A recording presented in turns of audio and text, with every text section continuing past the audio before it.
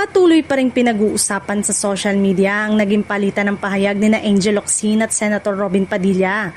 Habang mainit pa rin ang issue, isang bagong chika naman tungkol sa aktres ang umano'y interes ng maraming netizen at taghanga.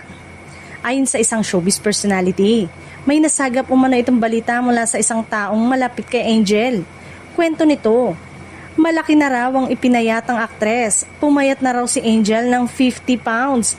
I'm excited to see her, sabi pa nito.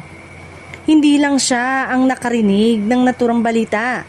Maging ang kapatid ng isang premyadong aktres ay nakatanggap din umano ng kaparehong impormasyon na malaki na raw ang ibinaba ng timbang ni Angel nitong mga nakaraang buwan. Matatanda ang matagal ng usap-usapan na bihira nang magpakita sa publiko ang aktres matapos umanong tumaba. May mga lumalabas ding espekulasyon noon na mas pinili niyang mamuhay ng pribado at guguli ng oras sa paglalaro ng video games kaysa tumanggap ng mga proyekto. Dahil sa kumakalat na balitang pumayat na umano si Angel, marami ang umaasa na muli siyang magpapakita sa publiko at posibleng magbalik sa showbiz. Kilala si Angel bilang isa sa pinakamahusay na aktres ng kanyang henerasyon. Kaya nananatili ang pananabik ng kanyang mga tagahanga na mapanood siyang muli sa telebisyon o pelikula. Sa ngayon, wala pang inilalabas na opisyal na pahayag si Angel Locsin kaugnay sa usap-usapang ito.